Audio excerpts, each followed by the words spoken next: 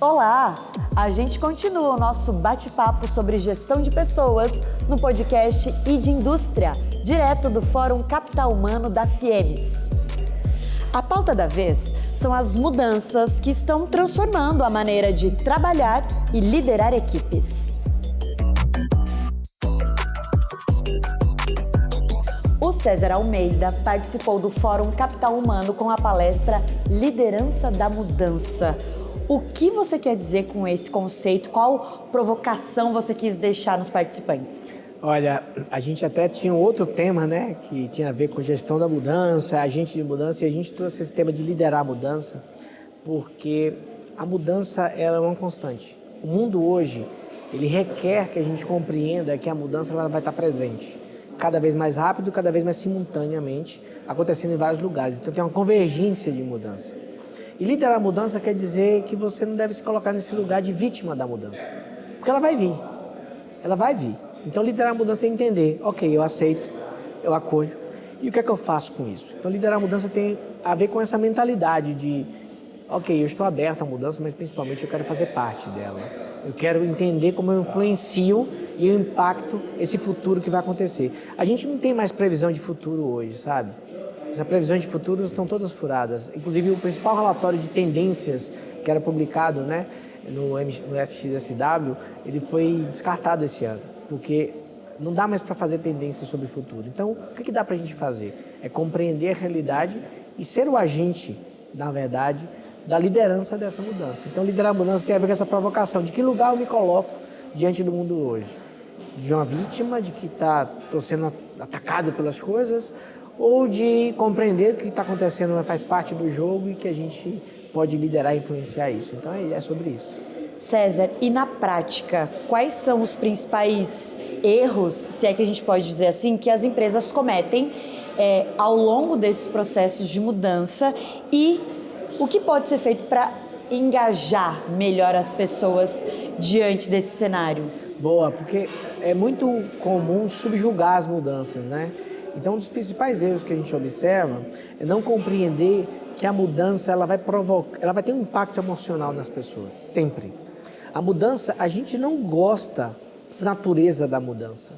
É muito mais fácil, o nosso cérebro é programado para economizar energia, ele gasta muita energia. Então, o que ele faz? A gente desenvolve hábitos, do ponto de vista neurológico, para economizar energia. Então, quando você muda, você requer mais energia no cérebro, mais consciência. Então, é anti-sobrevivência a mudança. É muito melhor as coisas ficarem mais ritualísticas, mais rotineiras. Olhando desse lugar, um dos erros que se comete é subjugar, é não observar o impacto emocional que a mudança provoca. Então, muitas vezes a resistência, muitas vezes o sentido contrário, a força contrária, toda a pressão que existe, tem a ver com o medo das pessoas do que vai acontecer. Porque a mudança no estágio inicial, a curva da mudança, né, quando a gente pensa em produtividade, ela gera uma queda. Então, se você vai ter uma queda, o que essa queda vai provocar? De produtividade, de performance, vai gerar medo nas pessoas, vai gerar vulnerabilidade, vai gerar um receio do que aconteceu. Será que o mundo do futuro vai ser pior? Então, toda vez que as coisas vêm mudando, a gente fica naquela ansiedade, será que vai ser pior? E aí, quando você fica nesse lugar de vai ser pior, o medo toma conta. E aí a gente passa a não agir e reagir. A gente passa a não liderar, a ser vítima, porque eu vou estar reagindo à minha inteligência emocional, à minha emoção. Então, o principal erro é esse, o que eu entendo. E como é que a gente sai disso? Ajudar as pessoas a olharem para si, a falarem desse elefante na sala. Né? A primeira coisa é essa, colocar essas coisas na mesa. Ok, tá todo mundo com medo aqui, tá bom, tamo junto. Né? Vamos entender que a coisa vai piorar. Mas a gente vai botar um bote para salvar todo mundo aqui, nós vamos estar juntos. E aí, olhar para o outro, né? Gerar um ambiente de confiança, um ambiente que possa ter transparência, vulnerabilidade, para que a gente resolva as coisas rápido. Se a gente conseguir resolver rápido, aí a gente consegue rapidamente voltar para o ciclo anterior. E aí entender que a gente está conectado. Né? Então, o primeiro aspecto é olhar para si, é a autoliderança. O segundo, olhar para o outro, é se estabelecer essa relação de confiança, esse vínculo que nos une. E o terceiro, olhar para o todo, é saber que a gente está junto nessa. Se todo mundo tiver consciência que está junto, a gente vai conseguir superar e vai liderar a mudança. Muito obrigada. Eu que agradeço. São mais de 25 anos de experiência. Ele lidera as estratégias voltadas à gestão de pessoas na Eldorado, uma das maiores indústrias de celulose do país. Elcio Trajano Júnior já está aqui comigo. Obrigada por topar o nosso convite. Eu que agradeço mais uma vez. Fantástico estar aqui com você hoje. Obrigada. Elcio, a indústria enfrenta hoje essa dificuldade, né? A escassez de mão de obra qualificada. Como vocês têm trabalhado na Eldorado para driblar essa situação? Olha, acredito que é um problema que está em todas as empresas hoje, até do nosso país, tá? A necessidade de profissionais qualificados tem sido hoje um aspecto contínuo de busca, e reter também profissionais qualificados nas empresas também tem sido hoje um grande propósito nosso. A Eldorado, desde a sua origem, ela investe em pessoas. Tanto é que valorização de pessoas é um dos nossos direcionadores. Então, esse é um aspecto fortíssimo que a gente consegue desenvolver programas, falar com pessoas e estar atento ao movimento das pessoas dentro da empresa o tempo todo, porque é um dos nossos direcionadores estratégicos da organização. Além disso, um outro fator fortíssimo para atrair e até para reter profissionais é a nossa cultura. A Eldorado Brasil tem cultura consolidada, que ela é praticada, disseminada desde a chegada de um novo colaborador na empresa. Então, o nosso processo de entrada, a gente trabalha todos os aspectos da cultura, os nossos valores, as nossas crenças. A gente conversa bastante, tem muita atividade olho no olho, tem muita conversa franca, tá certo? E depois disso, um monte de diversos programas de desenvolvimento. Então, assim, para atrair, a gente apresenta a empresa sempre para todas as pessoas no Mato Grosso do Sul, que hoje em dia tem sido um dos estados que tem oferecido e preparado profissionais a todo momento para essa indústria, que é tão forte, tão aquecida hoje no segmento de celulose. Tá? E, além disso, também a gente tem programas de treinamento e capacitação. Eu acho que o colaborador, quando ele percebe a empresa num aspecto genuíno de formar, desenvolver, capacitar a todo momento, ele permanece. Ele percebe que ele é valorizado, ele percebe que ele é reconhecido e ele percebe que a empresa tem uma estratégia de crescimento por trás. Hoje nós temos no aspecto florestal, por exemplo, um centro de treinamento itinerante, com capacitação de profissionais no campo, nas fazendas. É muito bacana, a gente consegue levar até o local onde a pessoa está trabalhando condições de capacitação, treinamento, simuladores com tecnologia. Nós temos um AeldTech, um centro de inovação e tecnologia fantástico também hoje, que a gente lá faz estudos, a gente acompanha todos os clones, a gente acompanha toda a origem do processo da cadeia produtiva, do eucalipto até o plantio, a condução e até a colheita. Temos diversos investimentos, até na transportadora também, com muita atenção aos motoristas. Ou seja, a Eldorado Brasil, no aspecto de desenvolvimento humano, no aspecto de acompanhamento da trajetória e da carreira do profissional, ela está sempre atenta e buscando novas soluções e capacitações. Elcio, são iniciativas para atrair esse pessoal, preparar esses colaboradores e para mantê-los engajados e, de repente, até a construir carreiras de longo prazo dentro da empresa. Vocês trabalham nesse sentido também? Sim. Aí é o papel da liderança. Nós temos os nossos líderes todos mapeados, a gente acompanha todos os nossos líderes. Anualmente, a gente dedica de 4 a 5 meses para falar de gente com esses líderes. Então, nós temos um ciclo chamado AVD, que é avaliação de desempenho, mas do comportamento, onde nós olhamos realmente o como as pessoas entregam, como as pessoas trabalham, como o líder conversa com a equipe. E é um processo gradativo, primeiro de uma avaliação 360, depois uma conversa individual, depois um comitê de gente, depois uma devolutiva, um plano de desenvolvimento e acompanhamento. Além disso, você tem também dentro da organização eventos conectados às suas próprias unidades de negócio. Então, você tem diálogo aberto, você tem conversas, bate-papos com os líderes, com os diretores, a gente tem momentos específicos de celebração, campanhas de inovação. Tudo isso são processos de retenção, de uma certa forma. O colaborador percebe um ambiente favorável, um ambiente acolhedor. O segmento de celulose está em plena expansão em Mato Grosso do Sul. O que você pode dizer e como orientar estudantes, jovens, futuros trabalhadores que desejam apostar nessa área tão promissora? Acho que, primeiramente, vamos conhecer do segmento. Realmente, como você disse, é um segmento que hoje passou a ser ícone no país. Hoje, vindo para o Mato Grosso do Sul, onde você tem as maiores empresas de celulose do mundo hoje operando, ou construindo novos projetos, ou já com projetos consolidados, e operando, que também é o caso da Eldorado Brasil, né? Você tem que conhecer esse segmento, se preparar, porque hoje as competências estão mudando também, né? Não basta apenas você ter aquele conhecimento técnico, aquela boa formação ou conhecimento de determinada solução, mas é importante também entender hoje cada vez mais que a resiliência é importante, conhecer os valores da empresa que você está se candidatando. Então, no caso nosso, atitude de dono, disciplina, humildade, disponibilidade, entre outros valores e crenças. Então, é muito importante conhecer tudo isso. E também ter um ótimo relacionamento, ser uma pessoa que queira fazer resultado, que queira crescer e desenvolver. Eu acho que a atitude, no caso da Eldorado, é algo que a gente valoriza muito, né? A atitude de querer contribuir, crescer e crescer junto com a empresa. Então, isso faz a diferença. Então, pode vir trabalhar que tem posição aberta. Muito obrigada. Eu que agradeço mais uma vez o convite. Em um dos painéis do Fórum Capital Humano, o tema da vez foi sobre saúde mental. Já está aqui comigo Emanuel Lacerda, ele que é superintendente de saúde na indústria do SESI Nacional e um dos nomes que acompanham de perto os impactos da nova NR1 no ambiente de trabalho. Obrigada, Emanuel. É um prazer estar aqui com vocês.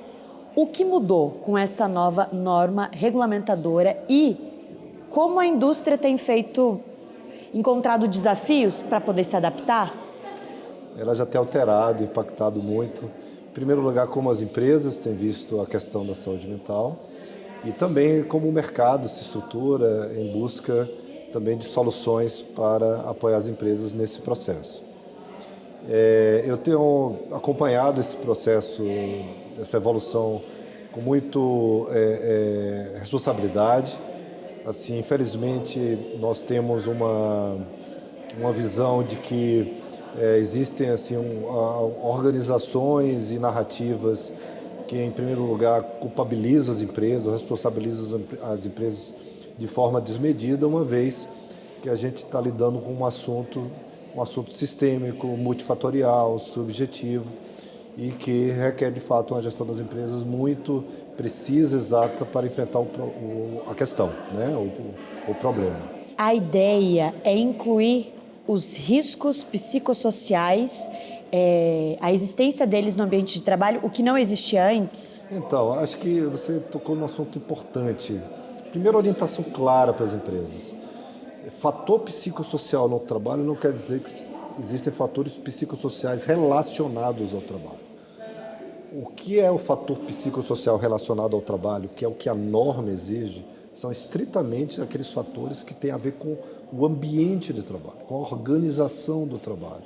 Como é que a empresa pode criar estruturas que, na verdade, sejam protetoras da saúde mental.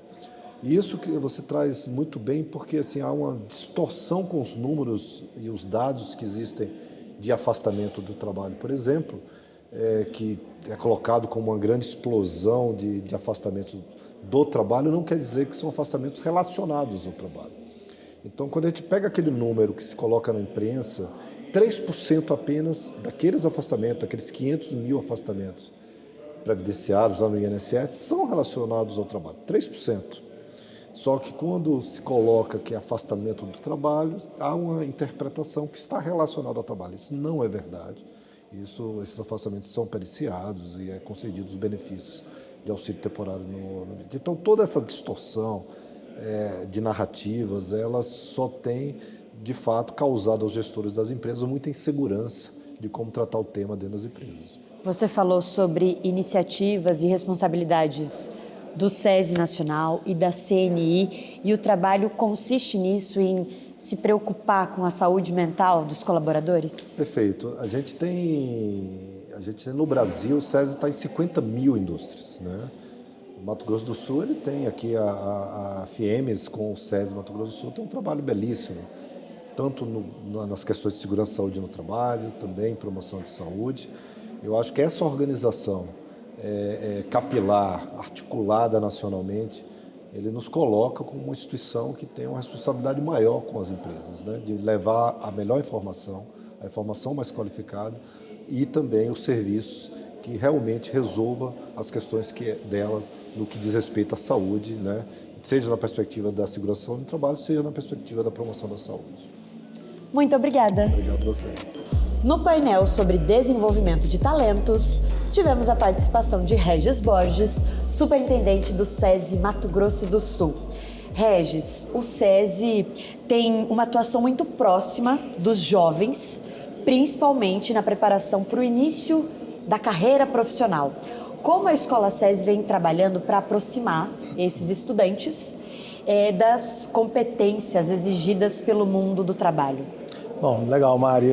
Assim, primeiro a gente tem que pensar que no mundo atual a gente tem que encarar o trabalho como um processo numa jornada que a gente chama de carreira.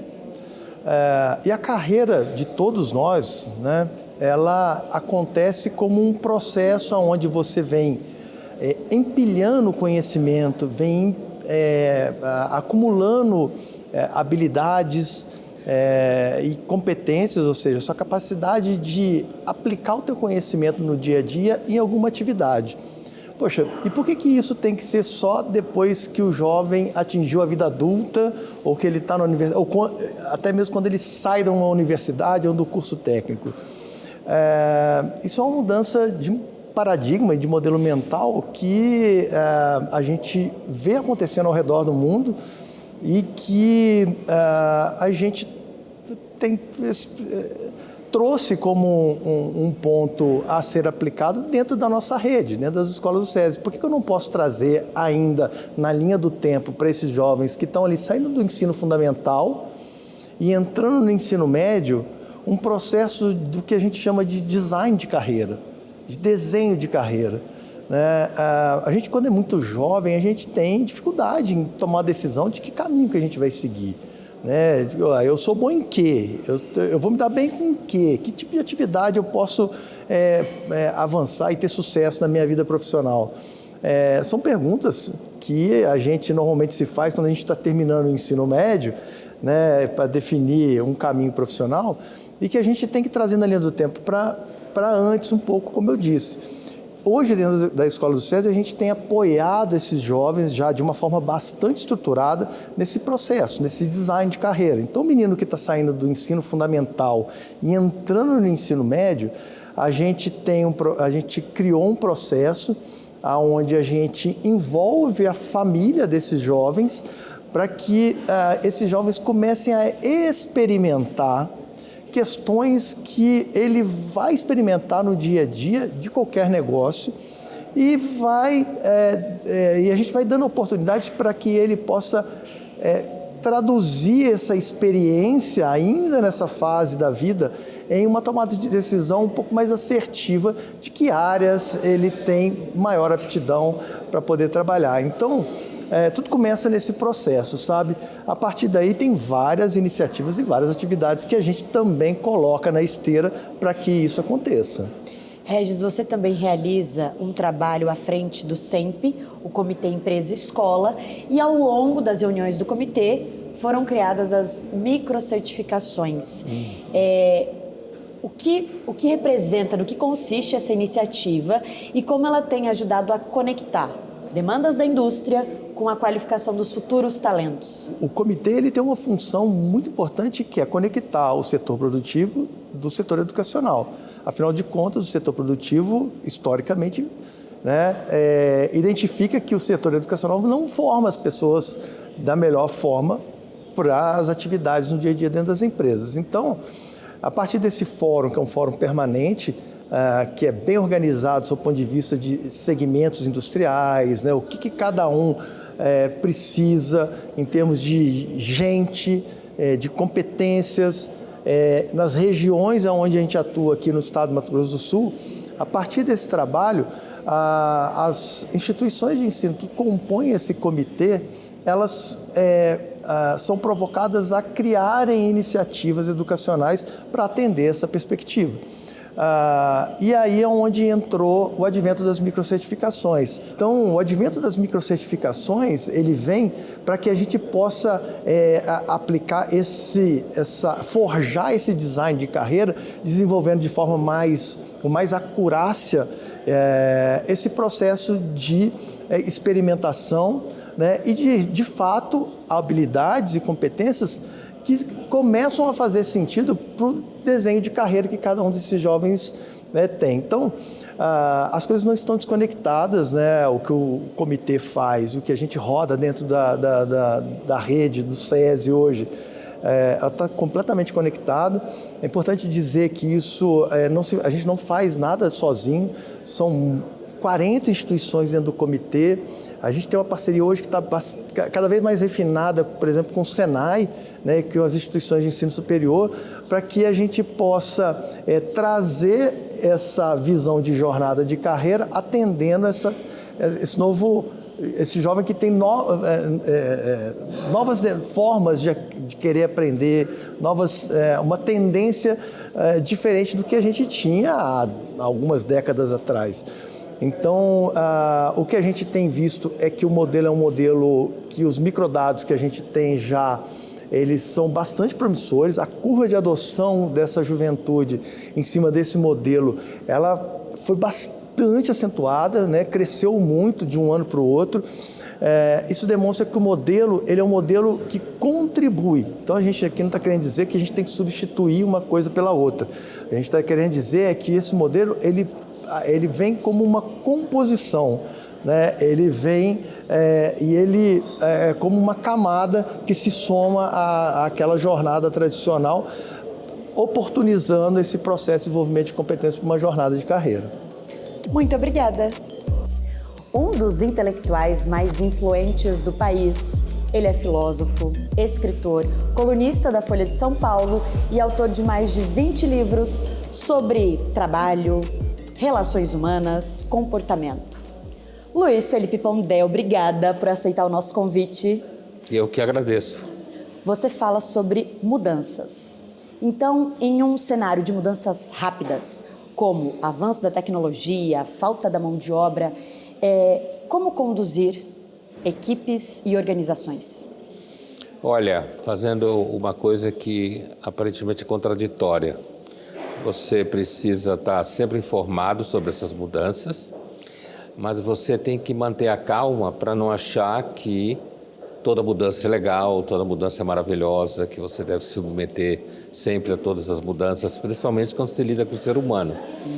Porque o ser humano, quando ele vê muita mudança e muita inovação, ele sabe no fundo do coração dele que daqui a pouco é ele que vai ser jogado fora com essas mudanças. Então, quando você é líder, está preocupado com o time, como vai funcionar, você precisa lembrar que no meio dessas mudanças tem pessoas que têm medo de mudanças.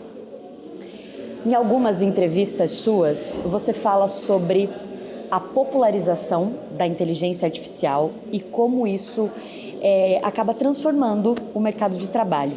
O que eu gostaria de saber? Existe uma tendência? As empresas devem se preocupar cada vez mais em contratar profissionais com pensamento crítico, inclusive filósofos, para lidar com essa parte da questão ética do uso da IA?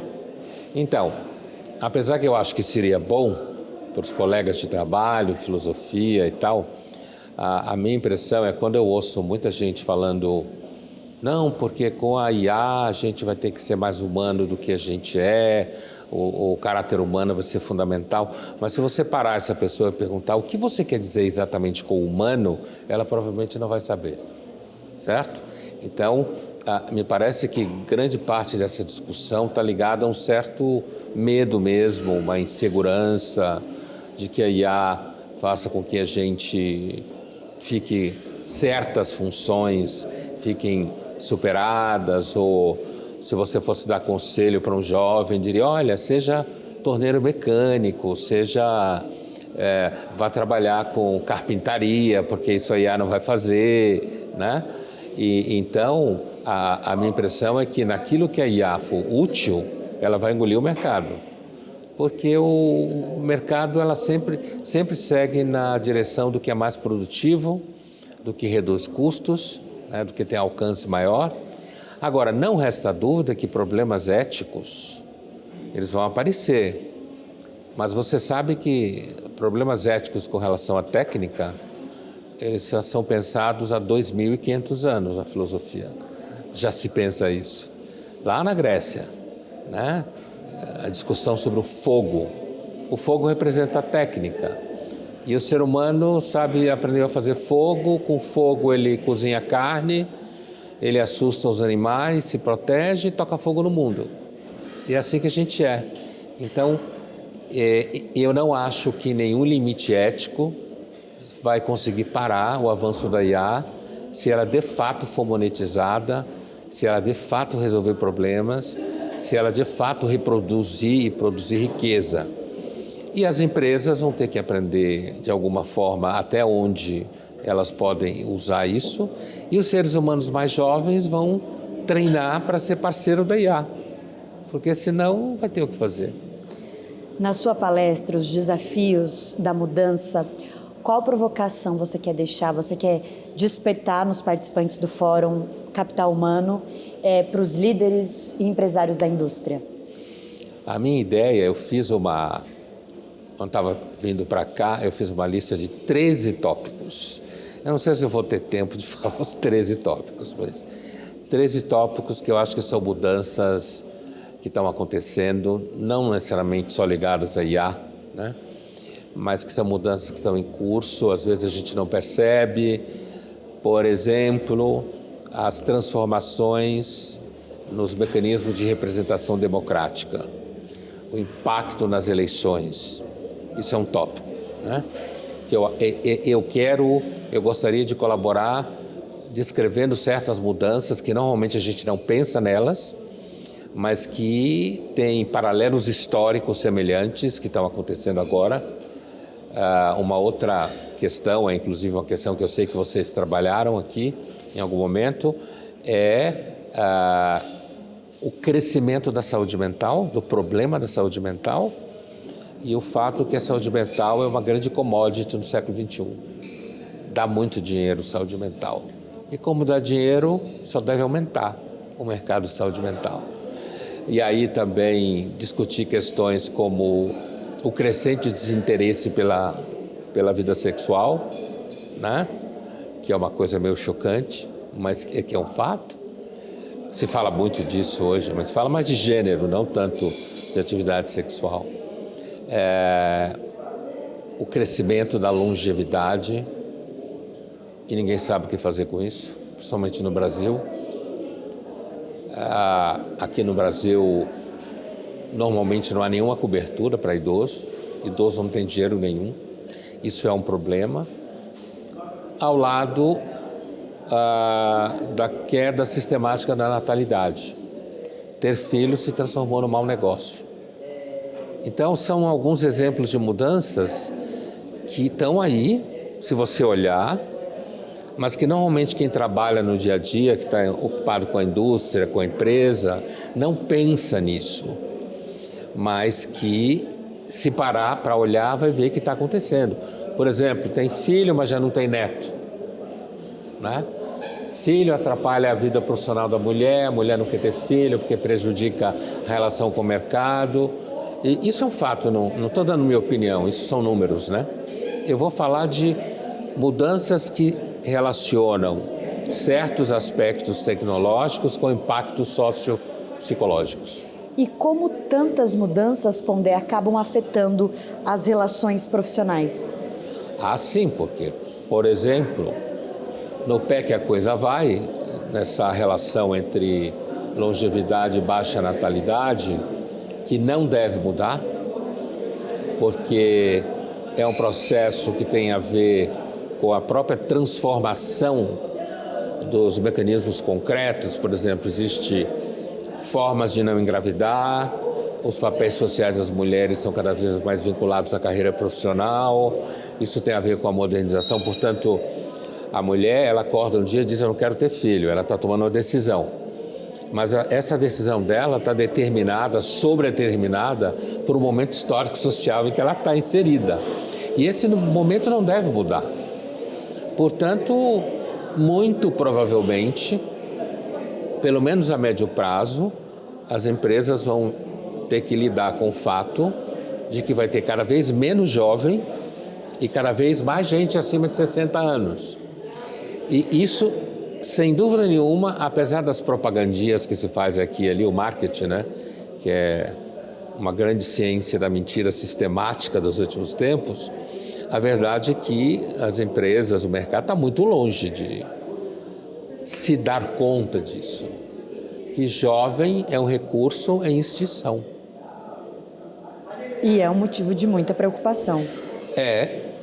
Mas o fato é que é muito difícil você imaginar que não só as mulheres, os homens também, mas as mulheres é uma decisão muito feminina por conta da gravidez, da carreira profissional. Mas os homens também pensam, o filho hoje contencioso amanhã, certo? Então, isso não deve mudar, porque as condições sociais que determinam esse comportamento não vão mudar, né? Então, é muito provável, sim. Não é que vai acabar, as pessoas vão parar totalmente de ter filhos, vão ter um só, ter nenhum, né? E, sem dúvida nenhuma, isso muda a dinâmica da sociedade. Muito obrigada. Obrigado você pela conversa. E assim a gente termina o nosso segundo episódio especial sobre o futuro das pessoas no mercado de trabalho, aqui no podcast ID Indústria. Muito obrigada pela sua atenção. Até a próxima!